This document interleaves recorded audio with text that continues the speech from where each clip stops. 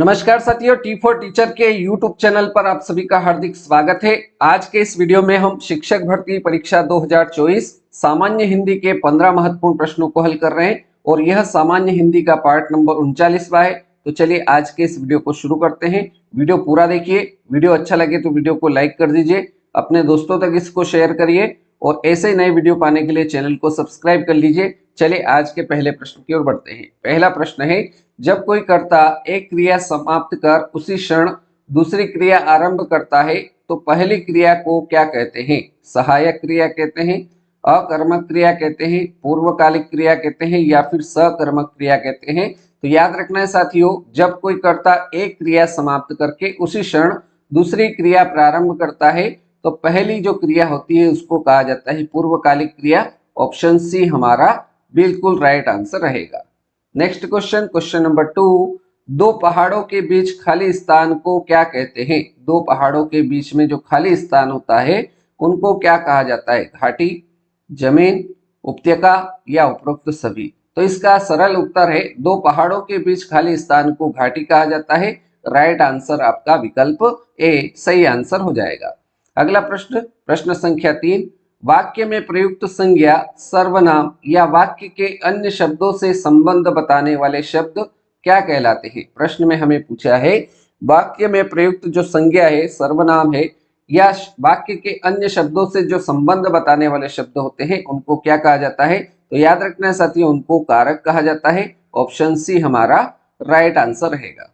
अगला प्रश्न, प्रश्न संख्या 4, प्रश्न संख्या 4 है, नमस्ते। नमस्ते शब्द का आपको यहाँ पर सही संधि विच्छेद बताना है। प्रश्न संख्या 4 में हमसे नमस्ते शब्द का सही संधि विच्छेद पूछा है। तो नमस्ते शब्द का सही संधि विच्छेद क्या हो जाएगा साथियों? नमस्ते शब्द का सही संधि विच्छेद नमः धन्ते। ऑप्शन डी हमारा राइट आंसर हो जाएगा। आगे बढ़ते हैं प्रश्न संख्या 5 की ओर।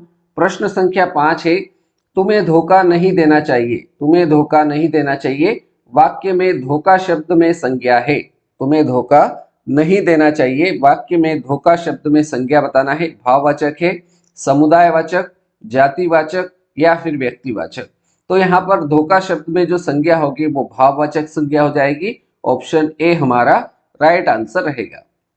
नेक्स्ट क्वेश्चन, क्वेश्चन नंबर 6, इनमें से कौन सी रचना ज्ञानपीठ पुरस्कार से सम्मानित नहीं है? यहाँ पर आपको 4 विकल्प दे रखे हैं, उसमें से कौन सी रचना ज्ञानपीठ पुरस्कार से सम्मानित नहीं है? बुनी हुई रस्सी, ऑप्शन बी है यामा, सी है चिदम्बरा, डी है उर्वशी? तो साथियों, उर्वशी ज्ञानपीठ पुरस्कार से सम्मानित रचना है, चिदम्बरा ज्ञानपीठ पुरस्कार से सम्मानित रचना है, यामा ज्ञानपीठ पुरस्कार से सम्मानित रचना है, लेकिन बुनी हुई रस्सी ये ज्ञानपीठ पुरस्कार से सम्मानित रचना नहीं है। इसलिए ऑप्शन ए हमारा राइट आंसर हो जाएगा। अब प्रश्न पूछा जाएगा कि बुनी हुई रस्सी ये किसकी रचना है? तो आपको बताना है साथियों, बुनी हुई रस्सी भवानी प्रसाद मिश्र की रचना है। किसकी रचना है? भवानी प्रसाद मिश्र की रचना है। ठीक है, चलिए आगे बढ़ते हैं प्रश्न संख्या 7 की ओर।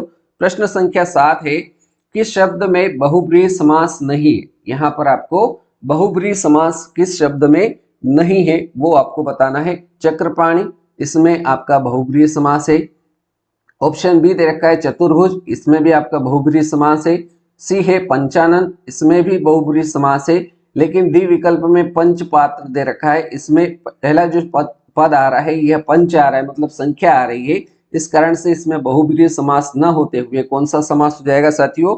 द्विगु समास हो जाएगा, क्योंकि द्विगु समास वहां होता है जहां पर संख्या आती है। इसलिए इस प्रश्न का करेक्ट आंसर, क्योंकि हमें प्रश्न में पूछा था किस शब्द में बहुब्रीहि समास नहीं है, तो ऑप्शन डी हमारा राइट आंसर रहेगा। आगे बढ़ते हैं साथियों प्रश्न संख्या 8 की ओर। कौन सा विलोम शब्द युग्म सही है? यहाँ पर आपको प्रश्न में पूछा है कौन सा विलोम युग्म सही है। स्मरण, इसका दे रखा है विस्मरण, बिल्कुल सही है। खंडन का विखंडन, तो खंडन का साथियों विलोम शब्द क्या नहीं होता है? विखंडन नहीं होता है, खंडन का विलोम होता है मंडन। खंडन का विलोम शब्द क्या हो जाएगा? मंडन होता है। नत, नत का विनत नहीं होता है। नत का विलोम शब्द क्या होता है साथियों? उन्नत होता है। नत का विलोम शब्द क्या होता है? उन्नत होता है। अगला विकल्प है शिष्ट, शिष्ट का विशिष्ट दे रखा है, ये गलत है। तो शिष्ट का विलोम शब्द क्या हो जाएगा? अशिष्ट हो जाएगा। लेकिन हमको प्रश्न में पूछा था कि कौन सा विलोम युग्म सही है, तो सही आपका ऑप्शन ए है, राइट आंसर विकल्प ए सही उत्तर हो जाएगा। अगला प्रश्न, प्रश्न संख्या 9, सोना शब्द है, यहाँ पर सोना शब्द आपको बताना है क्या है, क्रिया विशेषण है, सर्वनाम है, विशेषण है या फिर संज्ञा है। तो याद रखना है साथियों, सोना शब्द आपका संज्ञा शब्द है, राइट आंसर विकल्प डी सही उत्तर हो जाएगा। अगला प्रश्न, प्रश्न संख्या 10, इनमें नासिक्य व्यंजन है, इनमें नासिक्य व्यंजन कौन सा है, प है तो प आपका ओष्ठ व्यंजन है, म है तो म आपका नासिक्य व्यंजन है, राइट आंसर विकल्प बी सही उत्तर रहेगा। अगला प्रश्न, प्रश्न संख्या 11, प्रश्न संख्या 11 है, क्रिया से बनने वाली भाववाचक संज्ञा है, यहाँ पर आपको क्रिया से बनने वाली भाववाचक संज्ञा बताना है, थकावट, बुराई, आलस्य या बुढ़ापा। तो साथियों इसका करेक्ट आंसर हो जाएगा क्रिया से बनने वाली भाववाचक संज्ञा थकावट है, राइट आंसर विकल्प ए सही आंसर रहेगा। आगे बढ़ते हैं प्रश्न संख्या 12, प्रश्न संख्या 12 में दे रखा है अम्बा अंबु शब्द युग्म का सही अर्थ भेद है, यहाँ पर इस अम्बा का अर्थ क्या है और अंबु का अर्थ क्या है। तो देखिए अम्बा शब्द का अर्थ होता है माता, अम्बा शब्द का अर्थ क्या होता है माता, और अंबु किसका अर्थ होता है, जल का अर्थ होता है। अंबु का अर्थ क्या हो जाएगा, जल हो जाएगा। तो कौन से ऑप्शन में आपको माता और जल दिख रहा है, तो आपका विकल्प डी माता और जल, ऑप्शन डी हमारा सही शब्द युग्म रहेगा। अगला प्रश्न, प्रश्न संख्या 13, शुद्ध शब्द का चयन करना है, शुद्ध शब्द का चयन कीजिए। तो इन चारों विकल्प में से शुद्ध शब्द आपका ऑप्शन ए परिणति, ऑप्शन ए हमारा राइट आंसर रहेगा। आगे बढ़ते हैं प्रश्न संख्या 14, प्रश्न संख्या 14 है, एक अनार 100 बीमार, एक अनार 100 बीमार, यह क्या है, मुहावरा है, वाक्य है, लोकोक्ति है या फिर वाक्यांश है। तो याद रखना है साथियों, एक अनार 100 बीमार, एक अनार 100 बीमार ये क्या है, लोकोक्ति है, राइट आंसर आपका ऑप्शन सी सही आंसर रहेगा।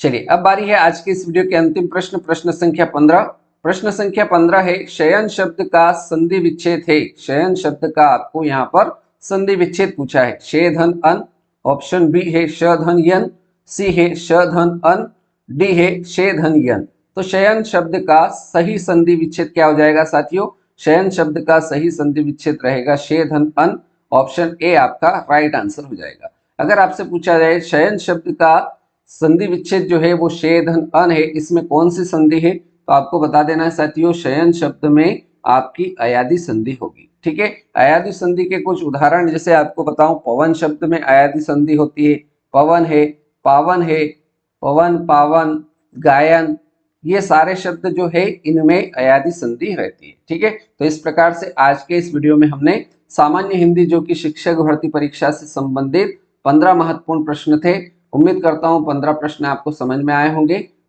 ठीक है, तो आज के इस वीडियो में इतना ही। आपने वीडियो को पूरा देखा उसके लिए बहुत बहुत धन्यवाद। अगले वीडियो में मिलते हैं। यदि वीडियो पसंद आया हो तो वीडियो को लाइक कर दीजिए, शेयर कर दीजिए, और चैनल पर नए हो तो चैनल को सब्सक्राइब कर लीजिए। चलिए अगले वीडियो में मिलते हैं। जय हिंद, जय भारत, वंदे मातरम।